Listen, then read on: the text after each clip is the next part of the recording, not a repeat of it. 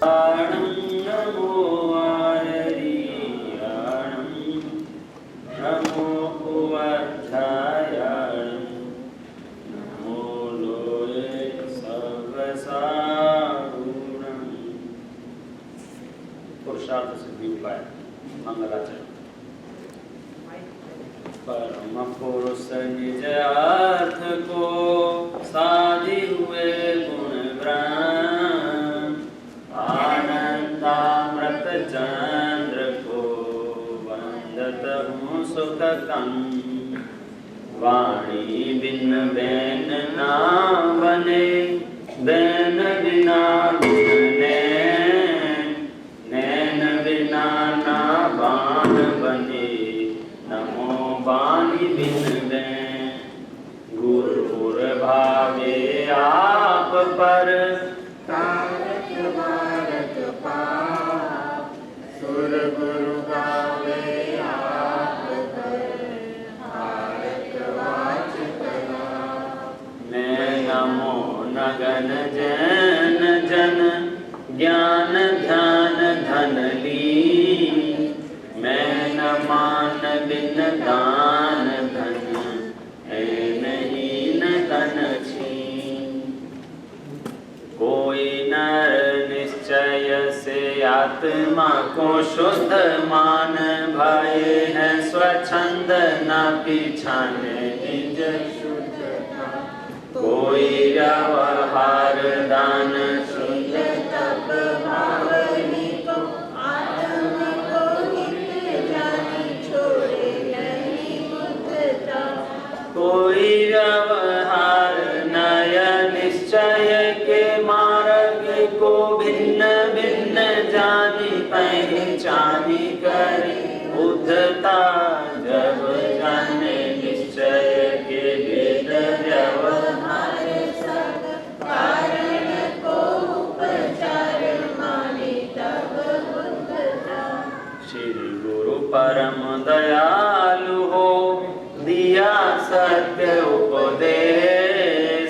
ज्ञानी माने जान कर, ठानत मूढ़ कलेश।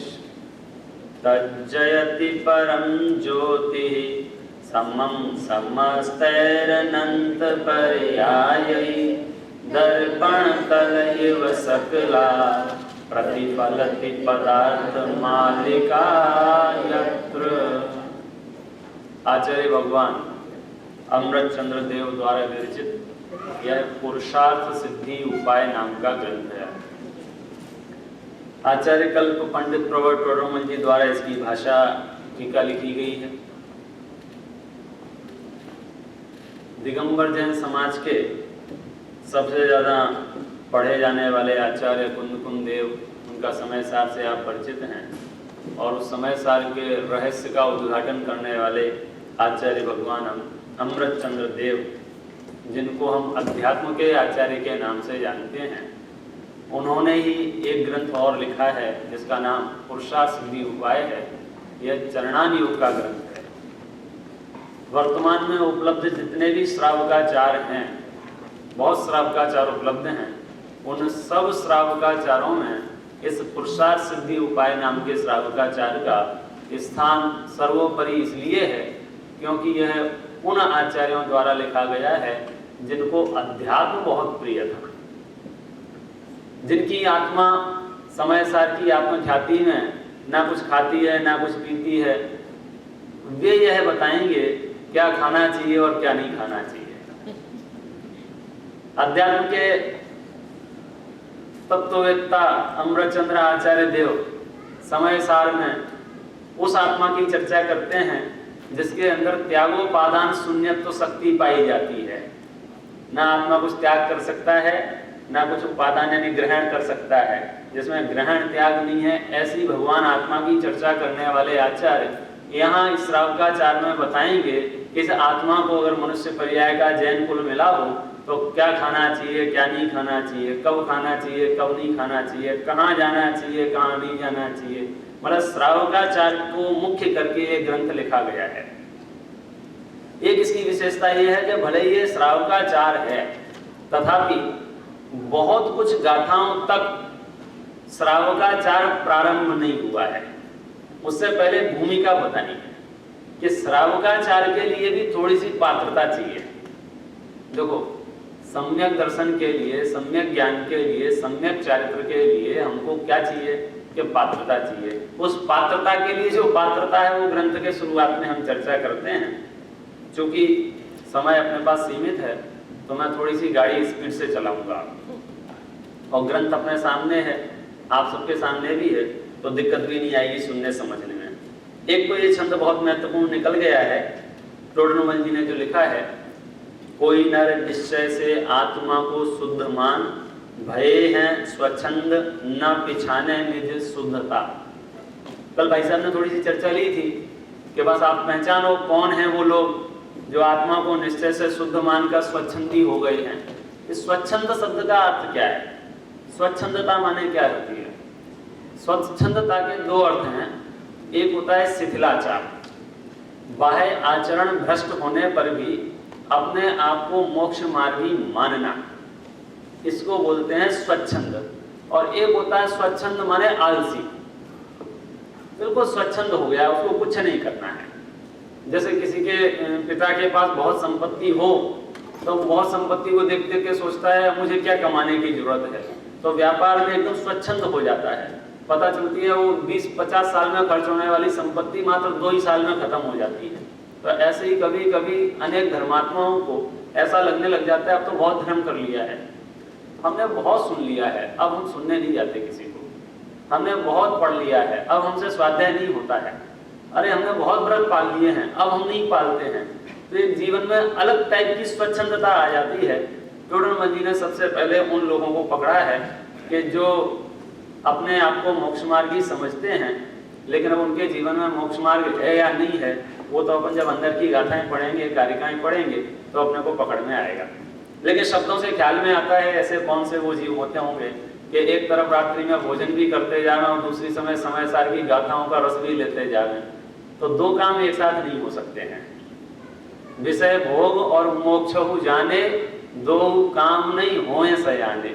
बनारस दास जी ने एक जगह लिखा है, एक जगह उन्होंने एक और बढ़िया बात लिखी है कि जो लोग ये कल्पना करते हैं कि बिना इसके काम हो जाएगा, बिना ज्ञान की क्रिया हो जाएगी, बिना क्रिया के मोक्ष हो जाएगा, ऐसी व्यवस्था है नहीं। तो अपने को उसकी बारीकी समझना है। दूसरे वे लोग हैं, कोई व्यवहार दान शील तप भाव को ही को, आत्म को हित जान छोड़े नहीं मुद्धता। मुद्धता माने मूढ़ता। मूढ़ता, मुद्धता शब्द थोड़ा सा वैसा है, क्या कहना चाहिए, जैसे मदिरा पान करने के बाद एक नशा चढ़ता है, अब उस नशे में फिर उसको कुछ नहीं दिखता है। जैसे किसी को उपवास करने का नशा छा जाए तो वो उसको उसमें इतना रस पकता है कि वो उससे काउंटिंग में लग गया है। पिछले साल 20 किए थे, इस साल 25 करने हैं, इस साल 25 किए थे, इस साल 30 करने हैं। तो ये एक अलग मुद्दता, वो अपनी मूढ़ता को छोड़ना नहीं चाहता है। ये वाले ढूंढना दो हो गए। एक तो वे लोग जिन्होंने निश्चय का गलत अर्थ निकालकर अपने जीवन में कहते हैं कि मैं तो निश्चय से सब समझता हूं, उन्होंने निश्चय नय का मिसयूज किया, दुरुपयोग किया। एक वे लोग हैं जिन्होंने व्यवहार नय का दुरुपयोग किया। तो एक निश्चय का पक्षपाती हो गया, एक व्यवहार का पक्षपाती हो गया। युगल जी साहब ने तो निश्चय के पक्षपाती के लिए कविता लिखी थी, बहुत बढ़िया कविता, पूरी तो मुझे याद नहीं है, लेकिन उसमें ये लिखा था एक निश्चय जी को बुखार आ गया था। चैतन्य वाटिका पुस्तक है, उसमें है निश्चय जी को बुखार आ गया था तो वो डॉक्टर के पास गए। तो डॉक्टर से बोले, डॉक्टर साहब मेरी पर्याय को बुखार आ गया है। डॉक्टर समझा पर्याय इनकी पत्नी का नाम होगा, पत्नी का नाम लेना इसकी बड़ी शान है, ये सब उसमें लिखा है। तो बोले ठीक है ले आइए आप पर्याय को, मैं देख लेता हूं। तो निश्चय जी मन ही मन में चकराए, ये कैसा मूर्ख जैन डॉक्टर है, इसको जैन धर्म की ABCD भी नहीं आती है, जैनी होकर जैन धर्म का मर्म नहीं समझता है। बोलते हैं पर्याय तो मेरे पास ही है। तो डॉक्टर बोलता है हाँ ले आइए ना, मेरे देखना तो मेरे हाथ ही है। जैसे थोड़ी देर बहस होने के बाद बोलते हैं कैसा मूर्ख डॉक्टर है, पर्याय तो मेरे साथ है, मेरे पास ही है। उन्होंने समझाया तुम्हें प्रवचन में कभी आया नहीं है, धर्म तुझे समझता नहीं है, यही द्रव्य है, गुण है, पर्याय है। डॉक्टर बोला मैं समझ गया, आपको यहाँ नहीं आपको मेंटल हॉस्पिटल जाना चाहिए।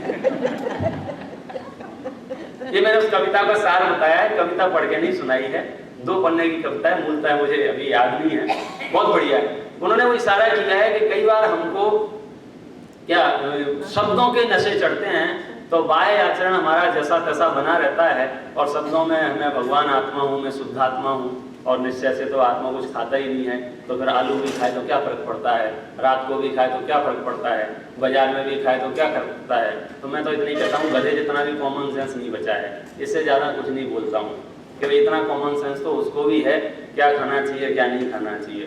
खैर, दूसरे जो थे वो व्यवहार न्याय के पक्षपाती थे, उन्होंने निश्चय न्याय को सुनाई नहीं, समझाई नहीं, और कभी कभी तो व्यवहार न्याय का ऐसा नशा चढ़ा कि निश्चय न्याय को सुनना चाहते ही नहीं। तो 2 तरह के लोग हो गए। अब तीसरे कौन से हैं? तीसरे कौन से हैं? ये तो ठीक है ना, ये तो निश्चय को भी मानते हैं और व्यवहार को भी मानते हैं। अब इनमें क्या दिक्कत है? देखो, कुछ लोग तो ऐसे हैं जो सिर्फ निश्चय को मानते हैं, व्यवहार को नहीं मानते। कुछ लोग ऐसे हैं जो सिर्फ व्यवहार को मानते हैं, निश्चय को नहीं मानते हैं। लेकिन कुछ लोग ऐसे भी हैं जो भैया हम तो निश्चय को भी मानते हैं और व्यवहार को भी मानते हैं। तो इनसे क्या प्रॉब्लम है? देखो क्या लिखते हैं, कोई नर कोई व्यवहार नय निश्चय के मार्ग को भिन्न भिन्न जान पहचान करें उद्धता। उधम मचाते हैं वो। क्या उधम मचाते हैं भाई? हम तो पक्के धर्मात्मा हो गए ना, निश्चय भी मानते हैं और हम तो दोनों मानते हैं, हम तो दोनों मानते हैं। ये दोनों वाले भी खतरनाक हैं। अब उनका क्या रहस्य है वो समझो अपन मूल ग्रंथ से जब उसका चर्चा करेंगे। अंतिम पद में उन्होंने कह दिया है कि भैया जब पता चलता है कि ये सब निश्चय नहीं के भेद ही हैं व्यवहार सब, तब जाके उसका पागलपन छूटता है और बुद्धता प्रकट होती है, मने बुद्धिमान हो जाता है। अब सुनो, दिया श्री गुरु परम दयालु हो, मिला श्री गुरु परम दयालु हो, दिया सत्य उपदेश, ज्ञानी माने जानकर ठानत मूढ़ कलेश। कि भाई जो मूढ़ आदमी कलेश फैला रहा हो माने संक्लेशित परिणामों में उलझ रहा हो, समझ लेना वो जिन धर्म का प्रवक्ता नहीं हो सकता है। कारिका नंबर 1, मंगलाचरण। पहले मैं बोलूंगा, आप दोहराएंगे। मूल संस्कृत में है और विश्व की सबसे सरलतम भाषा का नाम है संस्कृत भाषा। क्यों है इसका सरलतम नाम भाषा का? समझने में थोड़ी कठिनाई भले ही हो, लेकिन पढ़ने में आपको बिल्कुल परेशानी नहीं होनी चाहिए। इसलिए नहीं होना चाहिए क्योंकि ये भाषा आपके साथ चीटिंग नहीं करती है। ऐसा नहीं है कि लिखा कुछ और होगा और पढ़ना कुछ और पड़ेगा। अंग्रेजी में ऐसा बहुत होता है, दिखता कुछ और है और बोलना कुछ और पड़ता है। कुछ अक्षर ऐसे होते हैं जो वहाँ दिखते हैं लेकिन आप बोल नहीं सकते, और कुछ अक्षर ऐसे होते हैं जो दिखते ही नहीं है लेकिन बोलना पड़ता है। संस्कृत में ऐसी प्रॉब्लम नहीं है आपके साथ, इसलिए बहुत गाइड की जरूरत है। अंग्रेजी जब तक आप किसी से एक बार वो मूल शब्द ना सुने तब तक अपने मन से उस शब्द का उच्चारण सही नहीं कर सकते आप। एक बार तो आपको प्रोनाउंसिएशन सुनना पड़ेगा किसी से कि इस शब्द का क्या है, फिर आप कर सकते हैं। संस्कृत के साथ ऐसा नहीं है, आपने कभी नहीं सुना हो और लेकिन फिर भी संस्कृत आपके सामने आए तो आप पढ़ सकते हैं, बशर्ते आपको सिर्फ आ आ ई उ ए ऐ ओ अंगा पता होना चाहिए। ये तो मालूम हो गया, का खा गा गा गा। नहीं होगा तो एक क्लास अपन उसकी भी लगाएंगे। चलो, सिर्फ आपको गाथा की तरफ देखना है और कान से सुनना है, आपको दोहराने में दिक्कत नहीं आएगी। तज्जयति परम ज्योति, 60% लोगों की आवाज आई है। तज्जयति परम ज्योति, 80% हो गए। तज्जयति परम ज्योति, 90% हो गए। 21 नंबर का पेज है जिनको नहीं मिला हो। तज्जयति परम ज्योति, समम समस्तैरनंत पर्यायैः,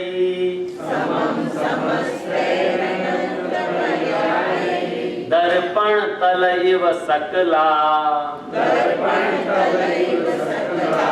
प्रतिफलति पदार्थ मालिका यत्र,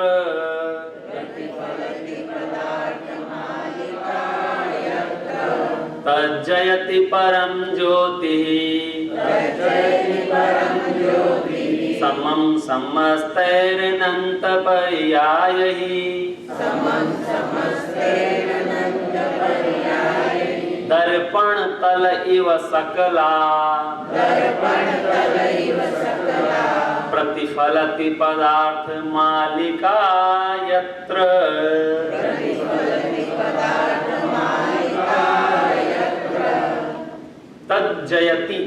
तत् माने उसको, जयति माने जय हो, उसकी जय हो। किसकी? परम ज्योति, उस परम ज्योति की जय हो। उस परम ज्योति को जयवंत बरता गया है यहाँ, उसकी प्रशंसा की गई है यहाँ। किसकी? कि जिसमें समम समस्तैः अनंत पर्यायैः। देखो अर्थ करने में तो थोड़ा सा देखना पड़ेगा आपको, कहां से कौन से अर्थ चल रहा है। पढ़ने में बाधा बिल्कुल नहीं है, अर्थ करने में थोड़ा सा संधि विच्छेद होएगा, आपको समझ में आ जाएगा। तज्जयति परम ज्योति, उस परम ज्योति की जय हो, वह परम ज्योति जयवंत वर्ते। कौन सी परम ज्योति? समम समस्तैरनंत पर्यायैः, वह विश्व के समस्त पदार्थों की जो अनंत पर्याय हैं उन सब को क्या करती है? प्रतिफलती, प्रतिबिंबित करती है। कैसे? दर्पण तल एव सकला, जिस तरह से दर्पण में संपूर्ण पदार्थ मालिका यत्र, संपूर्ण पदार्थ जिस तरह से दर्पण में आपको नजर आते हैं, दर्पण में दिखाई देते हैं, ऐसे ही पूरा विश्व में जो अनंत पर्याय हैं, कुछ भूतकाल की अनंत पर्याय, वर्तमान की अनंत पर्याय, भविष्यकाल की अनंत पर्याय, वे सर्व पर्याय जिस ज्ञान ज्योति में झलकती हैं, प्रतिबिंबित होती हैं, मैं उस परम ज्योति को नमस्कार करता हूं। सरल अर्थ है। फिर से एग्जाम्पल किसका दिया है? दर्पण का, मिरर का, आईने का। क्यों दिया है इसका दर्पण? क्योंकि विश्व का इकलौता ये पदार्थ है जो प्रतिबिंबित करता है पदार्थों को बिना किसी अटैचमेंट के।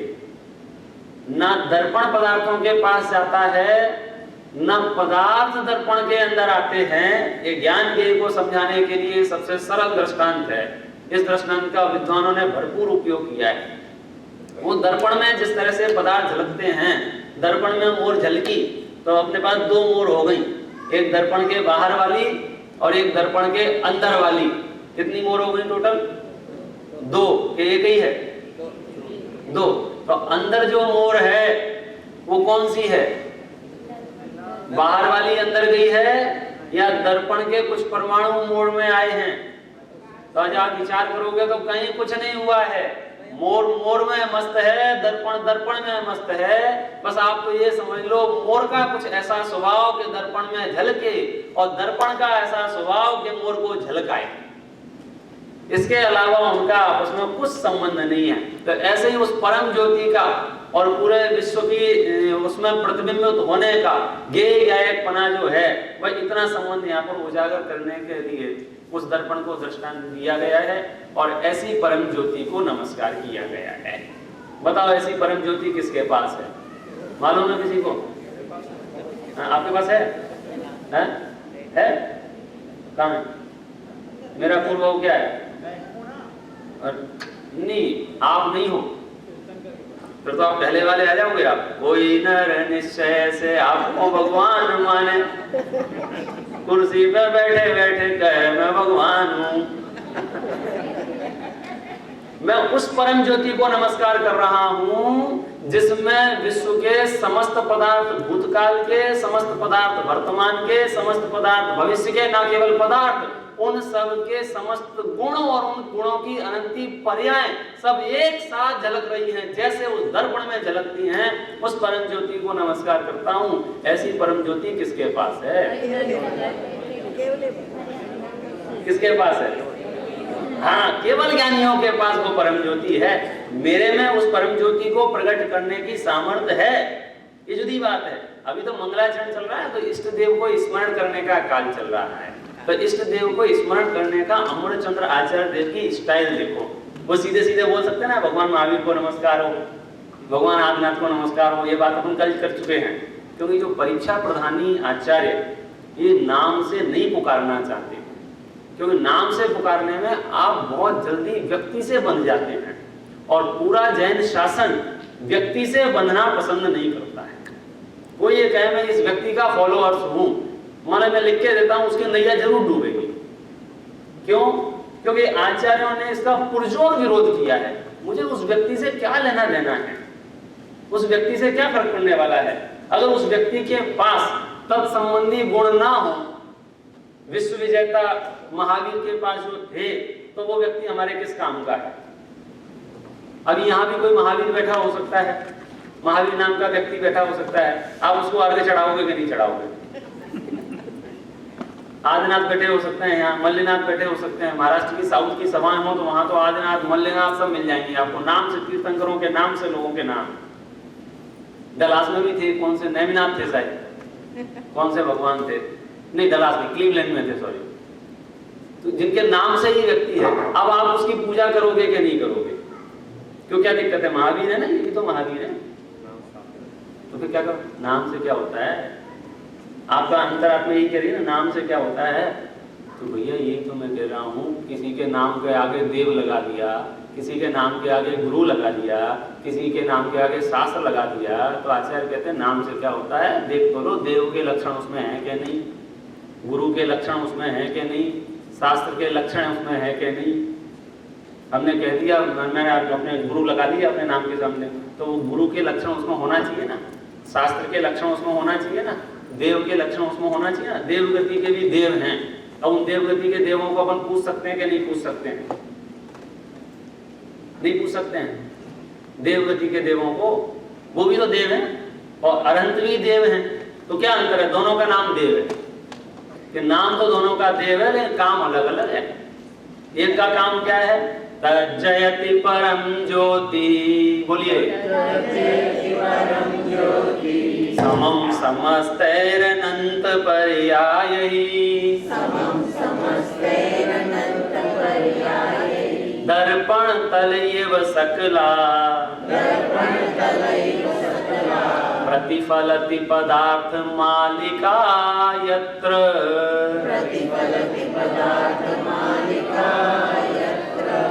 देखो ये घोषणा में, ये सूचना आपको दे रहा हूँ, ये पुरुषार्थ सिद्धि उपाय पूरी याद करके जो सुनाएगा ना, अब ये सिविल में क्यों हंस रहे हो? नहीं कर सकते क्या? अच्छा $100, 100 से क्या होता है, करोड़ों की है ये। चलो मैं अभी प्राइस नहीं बताता हूँ, नहीं तो आप सब याद करने में लग जाओगे, पहले समझ लो उसके बाद प्राइस बताऊंगा। मैं उस परम ज्योति को नमस्कार करता हूँ जिस परम ज्योति में पूरा विश्व दर्पण की समान झलक रहा है, पूरे विश्व के समस्त पदार्थ दर्पण के समान झलक रहे हैं। उन पदार्थों के अनंत गुण और उन पदार्थों की अनंत पर्यायें उसमें झलक रही हैं, उस परम ज्योति को मैं नमस्कार करता हूँ। तो अब इसमें किस किस को नमस्कार हो गया? किस किस को नमस्कार हो गया? ये देखो आचार्यों की स्टाइल देखो आप, नमस्कार करने के लिए, भगवान को स्मरण करने के लिए, कि उनका शॉर्टकट में कितना बड़ा काम हो गया। इसमें आदिनाथ भगवान को नमस्कार किया कि नहीं किया अमृतचंद्र आचार्य ने? अजितनाथ को नमस्कार किया कि नहीं किया? संभवनाथ को नमस्कार किया कि नहीं किया? अभिनंदन नाथ को नमस्कार किया कि नहीं किया? सुमतिनाथ को नमस्कार किया कि नहीं किया? पद्म प्रभु को नमस्कार किया कि नहीं किया गया? अगले कौन से थे? सुपार्श्वनाथ को नमस्कार किया कि नहीं किया? और उसके बाद कौन से थे? अरे क्यों हमको फंसा रहे हो? चलो 2400 को नमस्कार किया कि नहीं किया?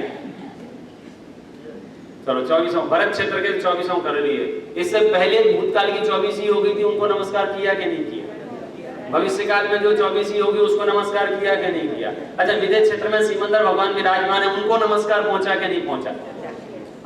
ये कला चाहिए, ये कला चाहिए। ये अमृतचंद्र आचार्य के पास कला है। टोडरमल जी लिखते हैं परीक्षा प्रधानी लोग उन गुणों की तारीफ करते हैं जिससे सैकड़ों लोग खुश हो जाते हैं, और नाम से अगर तारीफ करने जाते, जैसे प्रवचन सार में कुंकुंद आचार्य देव ने बहुत कोशिश की है नाम से याद करने की, तो उनको कम से कम 5-7 गाथाएं लिखनी पड़ी मंगलाचरण 5 गाथाओं में मंगलाचरण करना पड़ा, और फिर उनको ढूंढ ढूंढ के याद किया। पहले भगवान वर्धमान को नमस्कार किया जिन्होंने घाती कर्मों का नाश कर दिया है, फिर उन्होंने एक से आचार्य को, उपाध्याय को या फिर बाद में किया, सबको समूह रूप से याद कर लिया, फिर नहीं वो अलग अलग प्रत्येकम, तो ऐसे बहुत मेहनत करनी पड़ी। अमरचंद्र आचार्य के पास एक शॉर्टकट है।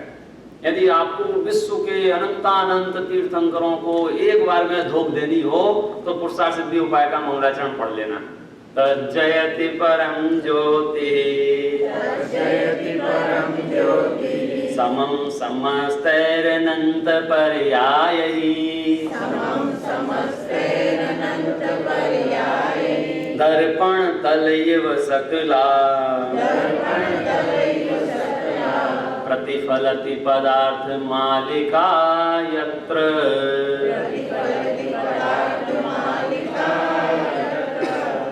एक पंथ दो काम हो गए। उन समस्त अनंत भगवानों को नमस्कार भी हो गया, और दूसरे एंगल से मैं बात करूं तो उन सबको एक साइड में कर दिया जिनके पास ऐसी परम ज्योति नहीं है, उनको मैं नमस्कार नहीं कर सकता। जिनके पास ज्योति है, ज्ञान ज्योति, वो भी कौन सी ज्ञान ज्योति? जिसमें विश्व के समस्त पदार्थ भूत भविष्य वर्तमान के झलक गए हैं, माने जो सर्वज्ञ हैं, मैंने उनको नमस्कार किया है। इसका अर्थ क्या हुआ कि जिनके पास सर्वज्ञता नहीं है मैं उनको नमस्कार नहीं करता हूँ। तो सच्चे देव को स्मरण करने का जो स्टाइल इसमें अपनाई गई है वो अद्भुत है। पहले तो मन था मैं अर्थ भी आपको क्रम से पूरा पढ़ूं, फिर मेरा मन हो रहा है कि थोड़ा स्पीड से चलाएं ताकि आपको मैं जिस विषय पर ले जाना चाहता हूँ वहाँ इस साल नहीं तो अगले साल तो पहुंच ही जाए। शिविरों में तो ऐसा ही होता है भाई। दूसरी नंबर की गाथा, इसका अर्थ आप लोग पढ़ना कोशिश करना टाइम मिले तो, और जहां नहीं समझ में आए उसको अंडरलाइन करके पूछना। मैंने जहां तक है उसका सार बता दिया है। ये अपन ने मंगलाचरण किया, अब और आगे करते हैं। यहां भी वही तरीका अपनाएंगे। अब आपको थोड़ा सा दिमाग लगा के मैं प्रश्न पूछूंगा तो आप जवाब देना, ठीक है? पहले पढ़ लेते हैं। परमागमस्य जीवम निषेध जात्यंध सिंधुर विधानम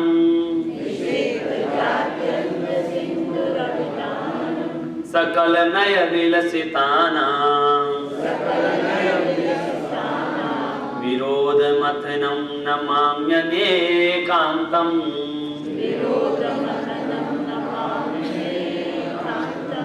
परमागमस्य जीवम् 88% लोग बोल रहे हैं। परमागमस्य जीवम् निषेध जात्यंध सिंधुर विधानम् सकल नय विलसितानां विरोध मथनं नमाम्यनेकान्तं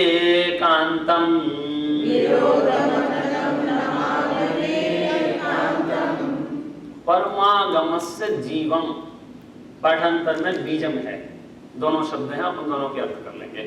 पहले जीवम का अर्थ करते हैं। परमागमस्य, परमागमस्य का अर्थ क्या होना चाहिए? बहुत बढ़िया, आप संस्कृत समझते हो, हमको क्यों बुलाया? परमागमस्य माने परमागम का, जीवम परमागम का जीव है। ये जीव माने यहाँ जीव शब्द का अर्थ लगाओ प्राण, सार भी लगा सकते हैं। परमागम का जीव भूत ऐसा अर्थ किया करो इंसान ने। जीव भूत माने सार भूत, परमागम का सार, परमागम का प्राण। अगर समझो इस शरीर में से जीव निकल जाए तो शरीर किस काम का बचेगा? मुर्दा हो जाएगा ना। तो ऐसी इस परमागम का जीव भूत जो है, अब अपन उसको नमस्कार करने जा रहे हैं। वो कौन है जीव भूत मालूम है? निषिद्ध जात्यंध सिंधुर विधानम, वो निषेध करता है जन्मांध लोगों के हाथी विधान का। फिर से बोलता हूं, निषिद्ध जात्यंध सिंधुर विधानम। आपने अपने यहाँ एक फोटो देखा होगा कभी जिंदगी में जरूर, अगर आपने जैन तीर्थ यात्राएं की होंगी तो कहीं ना कहीं एक हाथी छिपा हुआ है और आसपास 6 लोग खड़े हुए हैं। एक ने पूंछ पकड़ रखी है, एक ने पैर पकड़ रखा है, एक ने सूंड पकड़ रखी है, एक ने कान पकड़ रखा है, एक ने पेट पकड़ रखा है। किस किसने देखा है? इसमें भी 40% डिस्काउंट है। तो अगली साल से मैं चित्र लेके आया करूंगा, आपको चित्र दिखाऊंगा। आप दिमाग में बना लो ये चित्र, एक हाथी खड़ा हुआ है, 6 लोगों ने पकड़ रखा है। उनकी स्पेशलिटी ये है कि वो जन्म से अंधे हैं। जन्म से अंधे हैं, उन्होंने पहले जिंदगी में कभी हाथी देखा नहीं, लेकिन जब कहानियों में बार बार पंचतंत्र की कहानियां उनको सुना रहे थे, बार बार कहें कि हमको हाथी दिखाओ, हमको हाथी दिखाओ, हमको हाथी दिखाओ, तो अंधों को हाथी कैसे दिखाया जाए? भाई टटोल के देखेंगे तो एक हाथी बुलवा लिया सीधा साधा और 6 अंधों को छोड़ दिया, जाओ हाथी देख के आओ। तो 6 अंधे चले गए। तो एक ने पूंछ पकड़ के देखी, एक ने पैर पकड़ के देखा, एक ने पेट पकड़ के देखा। ऐसे आए और गुरु जी के पास, बोले हाथी देखा? हाँ। बोले देखा, कैसा है हाथी? और ये बोले हाथी तो रस्सी जैसा होता है। फिर दूसरे से पूछा, अच्छा बताओ हाथी कैसा होता है? तो बोले हाथी तो खंबे जैसा होता है।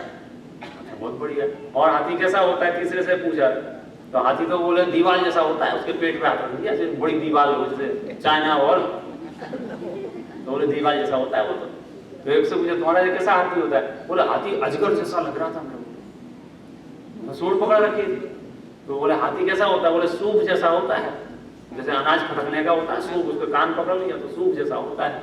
तो ऐसे अलग अलग लोगों के जो स्टेटमेंट थे, वो स्टेटमेंट जन्मांध लोगों के थे। और बुद्धिमान व्यक्ति होगा तो क्या करेगा?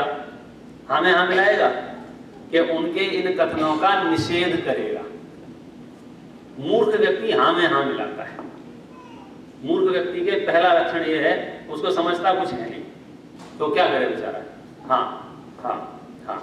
तो वहां चूंकि दर्शन और धर्मों के दृष्टांत में अपेक्षा में बात कही है कि जितने भी विश्व में व्याप्त वर्तमान के धर्म हैं, उन्होंने वस्तु के किसी ना किसी गुण धर्मों में से एकाध गुण धर्म को पकड़ के पूरी वस्तु को वैसा मान लिया है। जैन दर्शन उसका निषेध करता हुआ उदित होता है। जैसे इसमें दृष्टांत देंगे बाद में, सांख्य मतों ने आत्मा को नित्य मान लिया है और बौद्ध मतियों ने आत्मा को क्षणिक मान लिया है। यद्यपि आत्मा में नित्य धर्म भी है और आत्मा में अनित्य धर्म भी है। एक ही वस्तु में अनंत धर्म है। सुनने में बड़ी अटपटे लगते हैं, और एक वस्तु में अनंत धर्म कैसे हो सकते हैं? वो भी अपोजिट, विरुद्ध प्रतीत होने वाले। आत्मा में अभी अस्ति भी है और आत्मा में नास्ति भी है, आत्मा नित्य भी है, आत्मा अनित्य भी है। ये अनेकांत शब्द बड़ा समझो जैन दर्शन का मौलिक विषय तो है ही, लेकिन इसको समझने में बहुत गड़बड़ियां हुई, जैनियों से बहुत गड़बड़ियां हुई। अनेकांत और स्याद्वाद, स्याद्वाद शब्द का तो अर्थ मैं बड़े दुख के साथ कहना पड़ रहा है, हिंदुस्तान में उपलब्ध जितनी भी हिंदी की डिक्शनरी हैं, उन डिक्शनरियों में मैंने जितनी भी पढ़ी हूं, सब में गलत लिखा हुआ है। और कोई जैनी आके उसको ठीक करवाए तो अच्छा होगा, इसलिए मैं यद्वा तद्वा कहता भी रहता हूं। वहां स्याद्वाद का अर्थ लिखा है, स्याद्वाद अर्थात शायदवाद, कौमा जैनियों का एक मत, कौमा संशयवाद। ये राजपाल डिक्शनरी का बता रहा हूं, और भी दूसरी डिक्शनरी खोजने की, मुझे उसका सही अर्थ लिखा हुआ नहीं मिला है। और सारे जैनी घोड़े बेच के सो रहे हैं, क्योंकि उनको दूसरे काम बहुत है ना, बाल बच्चों को ब्याह करने हैं, दुकान चलानी है, मकान चलानी है। धर्म तो भगवान महावीर चला गए, वो चला गए। अब वापस आ जाओ, थोड़ी सी आत्मा को जगाओ।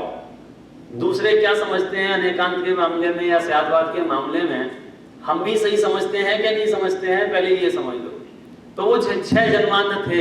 जन्मांध माने जिन्होंने जन्म से कभी हाथी नहीं देखा था, और उनको हाथी को देख के आए। तो ये कहता है हाथी कैसा है? खंबे जैसा, एक कहता है दीवाल जैसा, एक कहता है अजगर जैसा, एक कहता है रस्सी जैसा। तो समझदार व्यक्ति क्या करेगा? अपनी बात समझाने से पहले ये वाक्य बोलेगा, तुम जो कह रहे हो वो सही नहीं है। निषिद्ध जात्यंत सिंधुर विधानम, नीचे की पंक्ति, सकल नय विलसितानाम, समस्त नयों से जो विलसित रहता है, विरोध मतनम, विरोध का नाश करने वाला, नमाम्यनेकांतम, मैं उस अनेकांत को नमस्कार करता हूं। सबसे पहले उस परम ज्योति को नमस्कार किया जिसमें समस्त विश्व के पदार्थ दर्पण की तरह झलक रहे थे, अर्थात सर्वज्ञ भगवंतों को नमस्कार किया। अब यहाँ पर अनेकांत को नमस्कार करते हैं। अनेकांत को नमस्कार करते हैं, वो भी ऐसा नहीं किया उन्होंने कि अनेकांत को नमस्कार हो, अनेकांत को भी लक्षणों सहित। कौन से अनेकांत को नमस्कार हो? कि जो अनेकांत विरोध मथनम, विरोध मथनम माने विरोध का नाश कर देता है। कैसे नाश कर देता है विरोध का?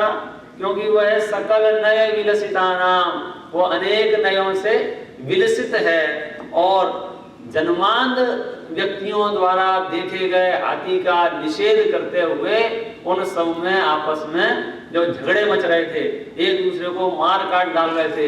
एक कह रहा था नहीं हाथी तो ऐसे जैसा होता है, दूसरा कहता है तू बेवकूफ है क्या, हाथी तो खंबे जैसा होता है, तीसरा कहता है मूर्ख, हाथी तो दीवार जैसा होता है। लेकिन जब नेत्र वाले व्यक्ति ने उन छहों को समझाया कि भैया तुमने सबने हाथी के अलग अलग अंगों को देखा है, यदि हम पूंछ को देखेंगे तो रस्सी जैसी ही लगेगी, यदि हम पैर को देखेंगे तो खंबे जैसा ही लगेगा, लेकिन हाथी तो इन सब को मिला करके, अब उसमें सबके मत शामिल हैं लेकिन एकांत बने से नहीं, दूसरे की सापेक्षता के साथ में। ये तो देखो बच्चों जैसे झगड़े हैं, बच्चों को कभी समझ में नहीं आता है कि एक व्यक्ति में अनेक धर्म हो सकते हैं।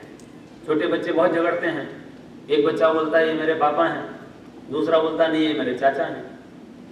अब उन दोनों को कभी समझ में नहीं आता है कि ये एक साथ पापा और चाचा हो सकते हैं कि नहीं हो सकते हैं।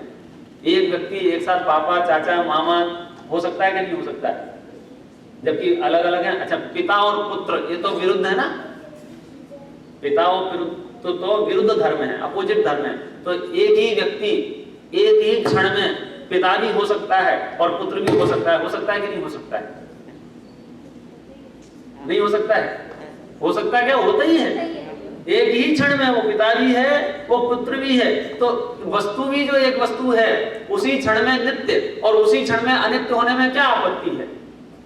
कभी दिमाग लगा के समझी हो तो कोई आपत्ति नहीं है। नहीं तो ऐसा लगता है पता नहीं ये जैनी कभी कहते हैं नित्य है, कभी कहते हैं अनित्य है, कभी कहते हैं एक है, कभी कहते हैं अनेक है।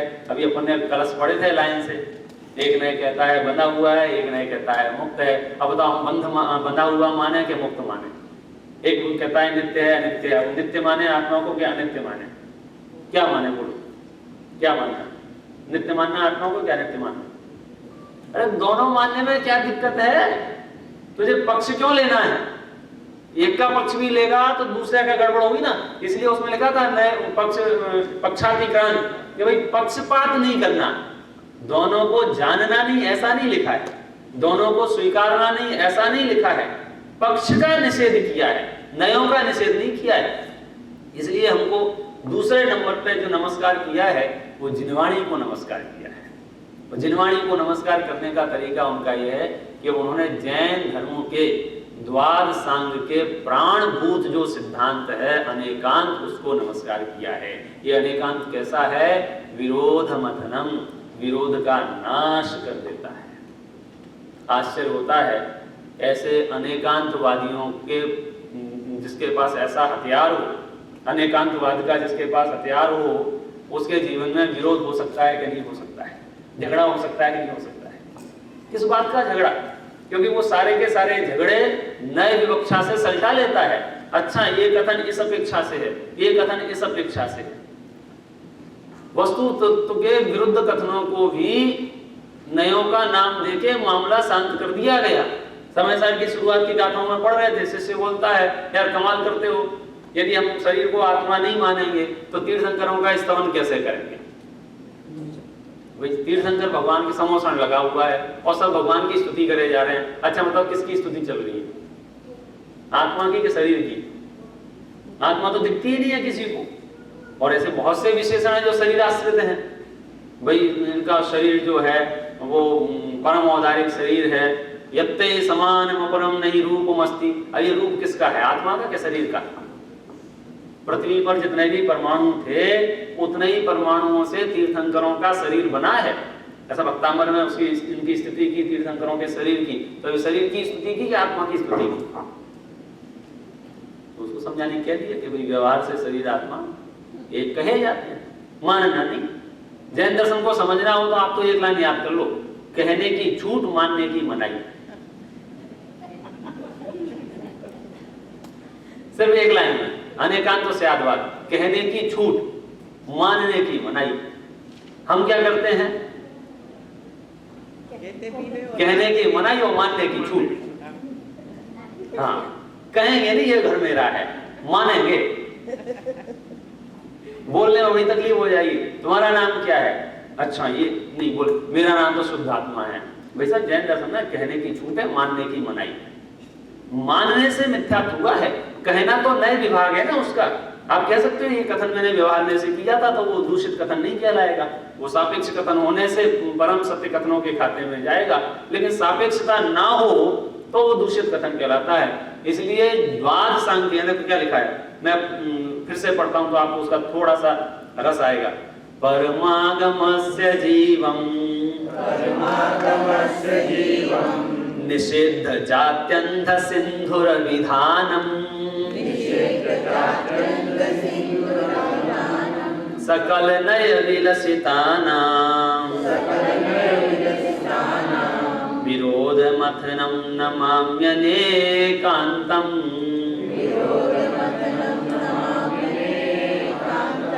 अन्वयार्थ, जन्मांध पुरुषों के हस्ती विधान का निषेध करने वाला। जन्मांध पुरुषों के हस्ती विधान का, हस्ती विधान माने वो जो हाथी का निरूपण कर रहे थे, हाथी के ऊपर जो प्रवचन कर रहे थे, कौन? जन्मांध लोग। ऐसे ऐसे लोग आत्मा को समझा रहे हैं जिनके बाप दादा ने कभी आत्मा का नाम भी नहीं सुना था। कुरु कुदेव कुशास्त्र सब आ गए एक लाइन में। वो जन्मांध लोग जो हाथी का विधान कर रहे थे, हाथी ऐसा होता है, हाथी ऐसा होता है।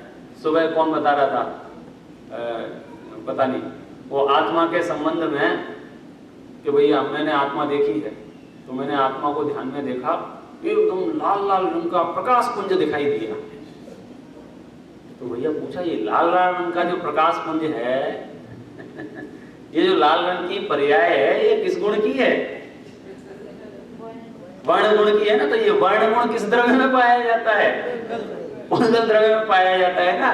तो तूने पुद्गल द्रव्य देख लिया है, आत्मा नहीं देखा है, करे क्या? हस्ती विधान का निषेध करने वाला। दूसरा, समस्त नयों से प्रकाशित वस्तु स्वभाव का विरोध मथनम, विरोध दूर करने वाला। परमागमस्य, उत्कृष्ट जैन सिद्धांत का जीवम माने जीवभूत, जीवभूत माने उसका प्राण है वो। अगर पूरे द्वादशांग में से अनेकांत निकाल दो, द्वादशांग मर जाएगा। फिर द्वादशांग नहीं रहेगा, श्रुत नहीं रहेगा। अगर उसमें से अनेकांत वाला पार्ट निकाल दो, फिर आपको कुछ भेद पता नहीं चल पाएगा।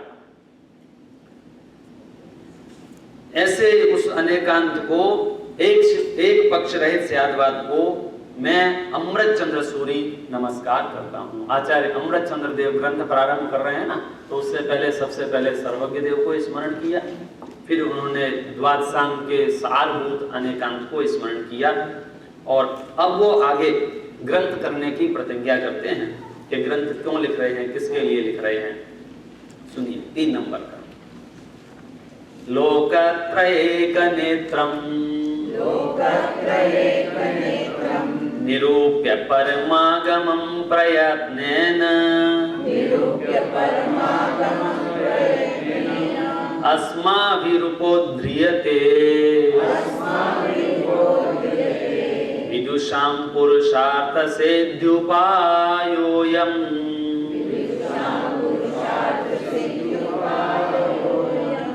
लोकत्रयेक नेत्रं निरूप्य परमागमं प्रयत्नेन अस्माभिरुपोद्ध्रियते विदुषां पुरुषार्थ सिद्ध्युपायोऽयम्।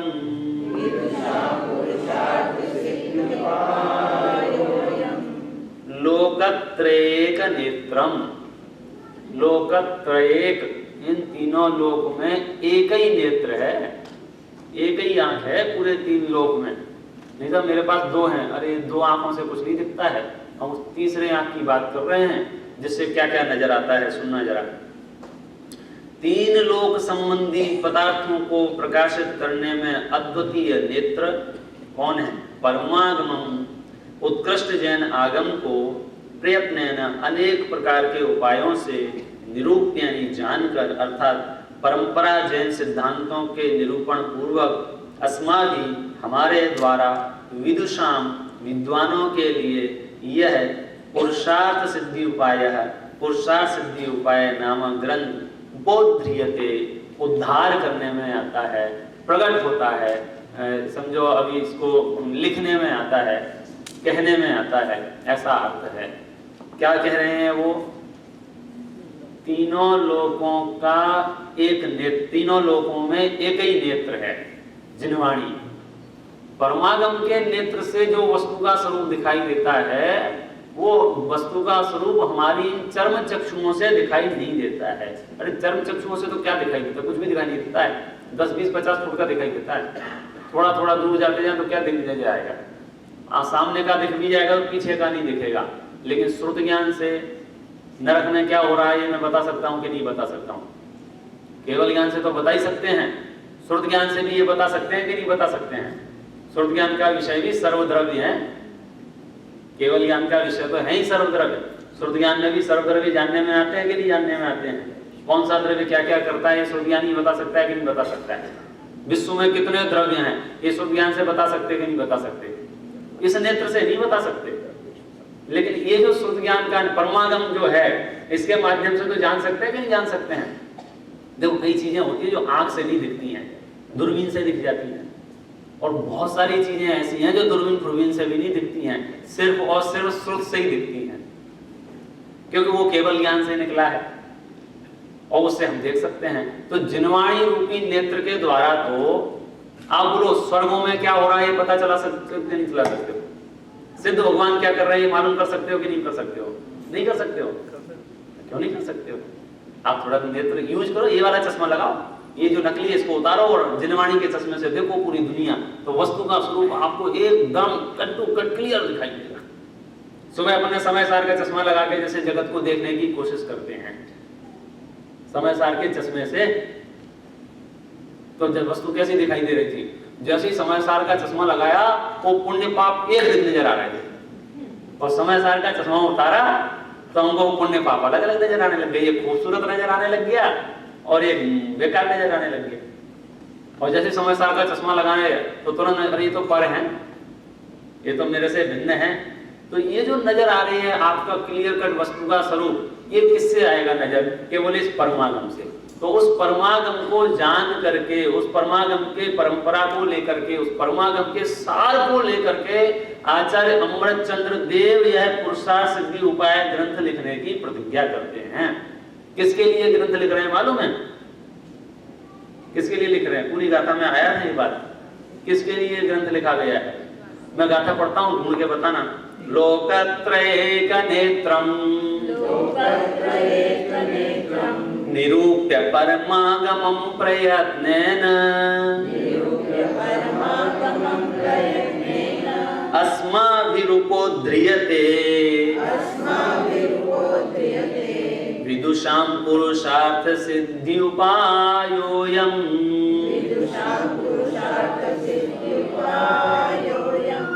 किसके लिए लिख रहे हैं ये? विद्वानों के लिए। समझ गए? अब आपको वो विद्वान समझ रहे हैं तभी तो लिख रहे हैं। आपके लिए लिखा है ना ग्रंथ। तो ये जिनवाणी किसके लिए है मालूम है? किसके लिए जिनवाणी? लेके आए कि नहीं लेके आए कि घर छोड़ के आ गए? क्या मन? हाँ उसके बिना समझ में नहीं आएगी। अगर यहाँ बैठ के भी मन में अगर घर दुकान मकान रुपया पैसा सोना चांदी झूम रहा होगा तो ये तत्व ज्ञान आपको समझ में आने वाला नहीं है। आपको तो ये लगेगा बहुत कठिन हो रहा है, बहुत कठिन हो रहा है। वैसे कठिन हो नहीं रहा होगा, हो रहा है क्या? समझ में आ रहा है ना अभी तक का तो विषय। ऐसे कितने लोग हैं जिन्होंने फर्स्ट टाइम सिविल अटेम्प्ट की है? भगवान का इनकी तो अलग से कक्षा लगानी चाहिए। अरे सच में नए लोग इन पुरानों के चक्कर में बेचारे पिस जाते हैं। वक्ता को ऐसा लगता है आगे आगे बैठे हुए हैं लोग, तो उससे छोटी बात हल्की बात है क्या कहें, और पीछे वालों को लगता है यार पता नहीं क्या चल रहा है। मैं बहुत कोशिश कर रहा हूँ सरलतम करने की और कोशिश करेंगे। इसमें कठिन और सरल कुछ नहीं है। भाई इतना समझ लेना कि पुरानों के चक्कर में जो वो नए के चक्कर में पुरानों का रिवीजन हो जाएगा। और कल बता दिया था नए कौन और पुराने कौन, अब मैं उस पर नहीं बोलता हूं। सबसे पहले उस परम ज्योति को नमस्कार किया, यानी सर्वज्ञता को नमस्कार किया। और सर्वज्ञता को नमस्कार करने का रीजन ये है कि हमने गुणों को नमस्कार किया है। वे गुण जिसमें भी पाए जाएंगे उन सबको मेरा नमस्कार हो, और वो गुण जिसमें नहीं पाया जाएगा उसको मैं नमस्कार नहीं करूंगा। हमको ढूंढना था ना किसको नमस्कार करूं किसको नमस्कार नहीं करूं, क्योंकि इतना बड़ा क्या कहना है चक्कर चल गया है। एक भाषा ये चलने लग गई है पूरे देश भर में, हवा जो हवा ये कहती है, ये देखो भैया ज्यादा उलझने से मतलब नहीं है, सब धर्म एक जैसे हैं और सब धर्मों का सार एक है। मैं आपको बता देना चाहता हूं क्लियर कट, एक बार इस नेत्र से देखो तो आपको पता चलेगा। बाकी सारे धर्म एक जैसे हो सकते हैं, इसमें कोई मुझे आपत्ति नहीं है। बाकी सब धर्म एक साथ रख दो तो एक जैसे हो सकते हैं, 19-20 फर्क मिलेगा, लेकिन जिन मत को अन्य मतों के साथ नहीं मिला सकते। कैसे करे केत की कनेर एक कही जाए, आक दूध गाय दूध अंतर घनेर है। भूधरदास जी कवि हुए हैं, आगरे के रहने वाले थे। भूधर शतक जिन्होंने लिखा है, जैन शतक के नाम से जो छपा है, उसमें लिखा है कैसे करें केत की कनेर एक कही जाए, आक दूध गाय दूध अंतर घनेर है। कितनों को समझ में आया मैंने जो बोला? आप तो दिल खोल के उठा दिया था, मुझे पता चल जाए, तो अगले लेक्चर उतने उस हिसाब से होंगे। तो कह रहे हैं कैसे करें केत की कनेर एक कही जाए। केतकी और कनेर को एक कैसे कह सकते हैं? एक केवड़ा का फूल होता है, एक कनेर का फूल होता है। माने एक समझो एक बहुत बढ़िया खुशबू देने वाला फूल है और एक बिना काम के फूल जो लग जाते हैं रोड पे वो हैं। उन दोनों की आपस में कोई कंपैरिजन कर सकते हैं कि नहीं कर सकते हैं? एक दूध होता है, पत्ते तोड़ो, पत्ते कोई पेड़ ऐसे होते हैं जिनके पत्ते तोड़ो तो उसमें से दूध निकलता है, और एक गाय का दूध है। और उन दोनों में कोई कंपैरिजन हो सकता है? दूध पीना हो गए तो कौन सा? आपके पेड़ का दूध पिएंगे कि वो उसका दूध, गाय का दूध? कुछ तुलना है? दोनों सफेद है, दोनों दूध है, क्या तुलना है उसकी? कोई कंपैरिजन नहीं है। कैसे करें केत की कनेर एक कही जाए, आक दूध गाय दूध अंतर घनेर है। पीरी होत रीरी पे ना रीस करे कंचन की। पीतल होती ना, पीतल, ये कैसे कलर की होती है? पीले कलर की। तो सोना हो गई, ये पीली है ना, पीली है ना। तो भैया थोड़ा सा ध्यान से, दोनों पीले पीले दिख रहे हैं तो सोने के भाव में पीतल मत खरीद लेना। तो इसलिए सब धर्मों के चक्कर में आप कहीं गड़बड़ में नहीं चले जाए, पीतल मत समझ लेना सोना खरीद समझ के। कैसे करें केत की कनेर एक कही जाए, आक दूध गाय दूध अंतर घनेर है। रीरी होत पीरी पेना रीस करे कंचन की, कहाँ कागवाणी कहाँ कोयल की टेर है। कोई इसका तुलना कर सकते हैं क्या? लेकिन हम तो मूर्ख चंद हैं। का कहा कृष्ण पिकह कृष्ण को भेदो पिक का कहो। क्या बोला मैंने? कौवा भी काला होता है, कोयल भी काली होती है, क्या फर्क पड़ता है दोनों में? भैया बसंत ऋतु आगमने का कहा पिकह पिकह। कौवा कौवा होता है, कां कां कां, और कोयल कोयल होती है। दोनों में अंतर है क्या? नहीं है। और ये मूर्ख क्या कहता है? सब एक जैसे हैं, सब एक जैसे हैं, सब एक जैसे हैं। उसने कलर देख के एक जैसा कह दिया, उसने ना कौवे को समझाया है ना कोयल को समझाया। तो जो सब धर्मों को एक कहते हैं वो विश्व के सबसे बड़े मूर्ख हैं। क्षमा करना कोई की ऐसी मान्यता वाला बैठा हो। हम सबके साथ रहें, इसमें कोई प्रॉब्लम नहीं है। हम सबके साथ अच्छा बर्ताव करें, इसमें भी कोई प्रॉब्लम नहीं है। हम नहीं कह रहे हम दूसरे धर्मों से जलें, चिढ़ें, परेशान हो, इरिटेट हो, ऐसा कुछ भी नहीं है। हम सब धर्म वाले मिलजुल के रह सकते हैं। जैसे हिंदुस्तान में गुजराती, मराठी, उत्तर प्रदेश, बिहारी, ये सब मिलकर रहते हैं कि नहीं रहते हैं? लेकिन कोई कहीं सब एक हैं, चल जाएगा। और गुजराती बिहारी से विवाह करवाए नहीं, फिर एक नहीं है। तो एक साथ रहने में कोई विरोध नहीं है, लेकिन एक मानने में बहुत बड़ी दिक्कत हो जाएगी। कितनी बड़ी दिक्कत हो जाएगी पता है? कैसे करें केत की कनेर एक कही जाए, आक दूध गाय दूध अंतर घनेर है। रीरी होत पीरी पेना रीस करे कंचन की, कहाँ कागवाणी कहाँ कोयल की टेर है। कहाँ भानु वारो कहाँ अगिया विचारो, कहाँ भानु वारो कहाँ तो सूर्य का प्रताप, और कहाँ वो जुगनू की चिम चिम चिम चिम चिम चिम। उजाला तो हो रहा है ना, उजाला तो हो रहा है ना, जुगनू का उजाला तो हो रहा है। अरे क्या यार उजाले की बात कर रहे हो। कहाँ भानु वारो कहाँ अगिया विचारो, कहाँ पूनों को उजारो कहाँ मावस अंधेर है। कहाँ पूनों की चमचमाती पूर्ण चंद्रमा की रात, और कहाँ घनघोर अंधेरा, जहाँ हिंसा झूठ चोरी खुशी किन किन बातों का उपदेश। अभी पिटारा मत खुलवाओ, उसमें ही भलाई है, नहीं तो अपनी पुरुषार्थ सिद्धि उपाय रह जाएगी। और ये क्या कहता है, एक जैसे हैं, एक जैसे हैं। पूरा सार सुन लो एक बार। कैसे करे केत की कनेर एक कही जाए, आक दूध गाय दूध अंतर घनेर है। रीरी होत पीरी पेना रीस करे कंचन की, कहाँ कागवाणी कहाँ कोयल की टेर है। कहाँ भानु वारो कहाँ अगिया विचारो, कहाँ पूनों को उजारो कहाँ मावस अंधेर है। पक्ष छोड़ पार की निहारो नेक नीके कर, ये पक्षपात छोड़ो, पक्ष छोड़ पार की निहारो नेक नीके कर। जैन वैन और वैन इतनो ही फेर है। ज्यादा अंतर नहीं, इतना ही डिफरेंस है। किसमें? लोकत्र एक नेत्रम निरूप्य परमागमं प्रयत्नेन अस्माभिरूपोध्रियते विदुषां पुरुषार्थ सिद्धि उपायोऽयम्। यह मैं पुरुषार्थ सिद्धि उपाय विद्वानों के लिए कह रहा हूँ। विद्वानों के लिए माने ज्ञानियों के लिए कह रहा हूँ, जिनके पास ज्ञान है, जिनके पास अकल है, बुद्धिमानों के लिए कह रहा हूँ, समझदारों के लिए कह रहा हूँ। और समझदारों को इशारा काफी होता है। नहीं साहब, वहां भी तो सत्य का उपदेश है, वहां भी तो अहिंसा की उपदेश है, अन्य धर्मों में भी तो आत्मा की बात है। टोडरमन जी ने लिखा है, जैसे कोई डुप्लीकेट करेंसी तैयार करे, जैसे हिंदुस्तान के विद्वान है, हिंदुस्तान में चांदी के सिक्के चलते थे करेंसी में, लेन देन में, तो चांदी के सिक्के भी डुप्लीकेट बनाते थे लोग। तो डुप्लीकेट चांदी के सिक्के में थोड़ी बहुत चांदी डालते थे कि नहीं डालते थे, कि पूरी डुप्लीकेट बना देते थे? डुप्लीकेट करेंसी में भी थोड़ी बहुत असली चांदी होती है कि नहीं होती है? लेकिन थोड़ी बहुत असली चांदी उसमें होने से करेंसी ओरिजिनल हो जाएगी कि नहीं हो जाएगी?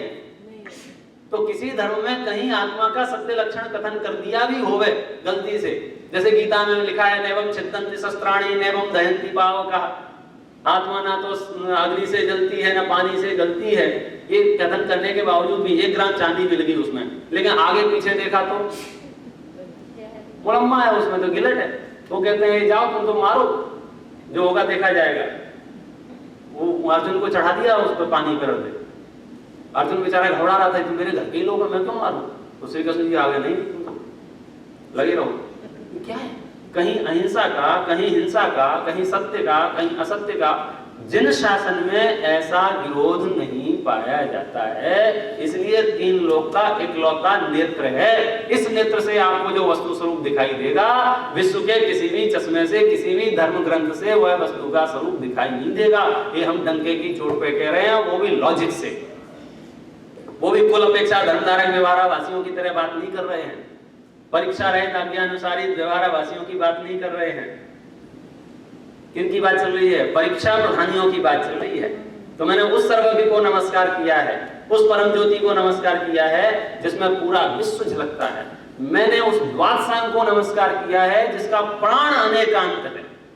अनेकांत ये सिद्धांत जैन दर्शन का बहुत महत्वपूर्ण सिद्धांत है। ये अगर आपने जैन है और आप अनेकांत और स्यादवाद नहीं समझते हैं तो समझ लो कुछ नहीं समझते हैं। आप इतना जरूर समझते हो कि रात में नहीं खाने वाले जैन होते हैं, आलू नहीं खाने वाले जैन होते हैं। मांस की तो खैर बात भी नहीं करना चाहिए अपने को जैन मंचों से, वो तो किसी में स्वप्न में भी कोई नहीं सोच सकता है मांस आदि खाने का। तो फिर भी किसी व्यक्ति ने कॉमन सेंस अपना बेच खाया है तो डायरेक्ट नहीं खाएगा। तो बाजार की बनी हुई जो पैक चीजें हैं और उनके अंदर क्या आ रहा है भगवान जाने, वो बनाने वाला जानता है और केवल ही जानते हैं, इसके अलावा किसी को नहीं पता है। और वो भी नाम सीधे सीधे नहीं लिखेंगे, अगर उसमें सुअर का तेल होगा तो सुअर का पिग ऑयल नहीं लेंगे, उसका नाम बदल के उसमें कुछ ना कुछ उसका केमिकल वर्जन होगा। उसका हिंदुस्तान में ई कोडिंग का बहुत चला, यहाँ कुछ और चलता होगा। अब आप क्या करोगे? कुछ नहीं, अप्लाई करो। अगर मन आपके साथ हो और उसको यूज करना चाहते हो तो थोड़ा सा घिसो। और मन एक ऐसी चीज है, आप जितना प्रयोग में लोगा उतना शार्प हो जाएगा, आप धीरे धीरे विद्वान बन जाएंगे। पुरुषार्थ सिद्धि उपाय तो लिखी ही विद्वानों के लिए है, तो ये विद्वानों। अब हम जो बात कह रहे हैं, क्योंकि ये देखो आचार्यों का तरीका है, अब वो जो बात कहने जा रहे हैं ना उसके लिए वो क्या कहना चाहिए, भूमि बना रहे हैं। और बहुत महत्वपूर्ण बात कहनी है, महत्वपूर्ण बात कहनी है। श्रावक धर्म का व्याख्यान करना है कि श्रावकों की दिनचर्या कैसी होना चाहिए, श्रावकों का जीवन कैसा होना चाहिए, श्रावकों की लाइफ स्टाइल कैसी होना चाहिए। जैन धर्म के रहस्य कर्म खोलने जा रहे हैं। इस ग्रंथ का दूसरा नाम कल बताया था, किसी को याद हो तो बोलो जल्दी। इस ग्रंथ का दूसरा नाम अपर नाम। पुरुषार्थ सिद्धि उपाय ग्रंथ का दूसरा नाम। एक आदमी के दो नाम नहीं होते क्या है? हिंदुस्तान में तो बहुत होते हैं, चिंटू पिंटू अलग होता है, स्कूल का अलग होता है, यहाँ भी होता होगा है? हाँ बोलो जल्दी। पुरुषार्थ सिद्धि उपाय का दूसरा नाम। हाँ 10% लोगों ने बोला। जिन जिन के पास किताब वो पन्ने पलट के देखो, मेहनत करो, ओपन बुक टेस्ट है ये, कहीं ना कहीं लिखा जरूर मिलेगा। पहले पेज पे अपर नाम करके लिखा है। कितने लोगों को मिल गया? जो मन घर के आए होंगे उनको नहीं मिलेगा।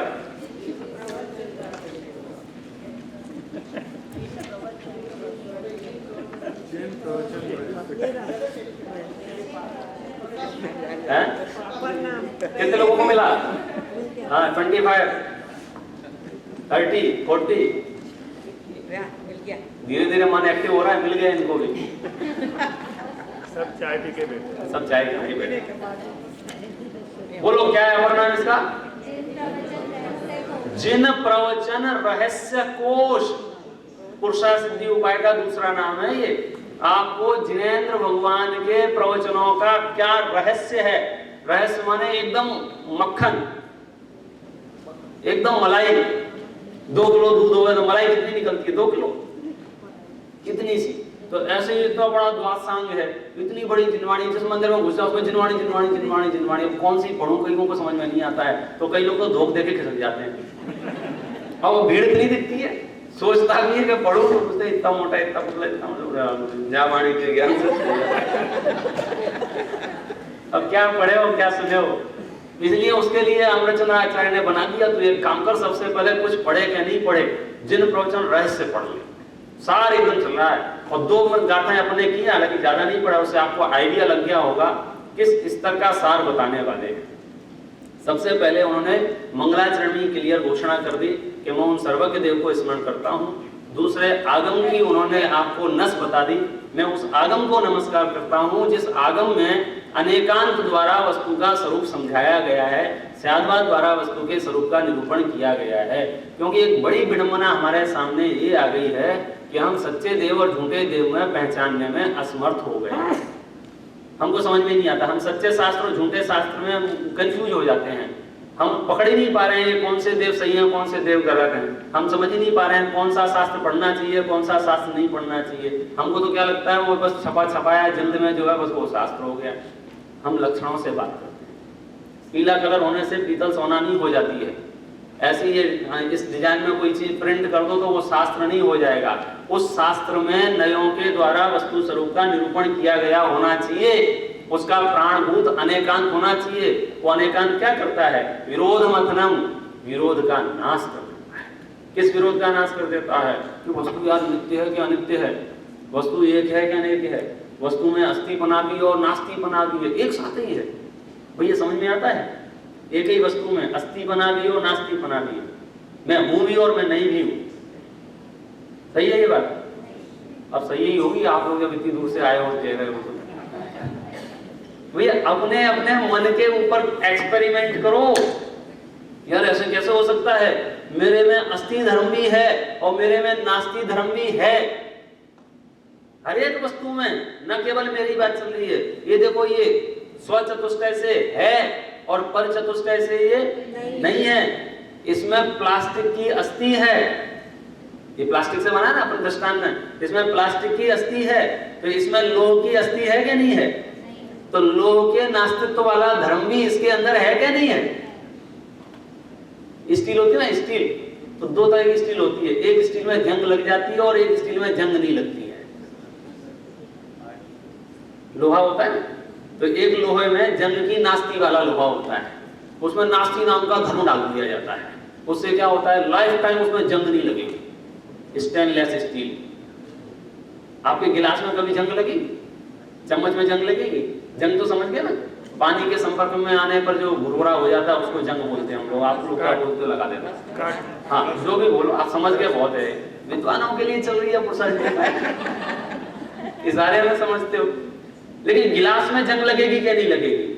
नहीं लगेगी। क्यों नहीं लगेगी? कारण बताओ कि भैया उसमें नास्ती नाम का धर्म है। किसमें? गिलास में अस्थि नाम का धर्म तो है ही उसमें। जंग की ना लगे ऐसा, जैसे कंप्यूटर होता है ना, अभी जो कितना सरल हो गया समझाना आपको। मेरे कंप्यूटर में एक भी वायरस नहीं आ सकते हैं। क्यों? क्योंकि इसमें एंटीवायरस नाम का गुणधर्म पाया जाता है, उसमें है, वो उसी सत्ता है उसकी। नास्तित्व तो अस्थिर रूप है, नास्ति की भी सत्ता है किसमें? वस्तु में। किस नास्ति की? पर की नास्ति की और स्व की, अस्थि की। तो हमको जो सुनने में बड़े विरुद्ध धर्म लगते हैं, वस्तु में एक साथ पाए जाते हैं। लेकिन वो जन्मांध लोग थे ना, जैसे हमारे यहाँ एक जन्मांध लोग हैं, एक जन्मांध का नाम है बौद्ध जन्मांध, और उन्होंने शुरू से वही पढ़ा है, वही सुना है, वस्तु तो अनित्य है, वस्तु तो अनित्य है, वस्तु तो अनित्य है, वस्तु तो अनित्य है, वस्तु तो अनित्य है। अब वो सपने में भी नहीं सोच सकते कि वस्तु नित्य है।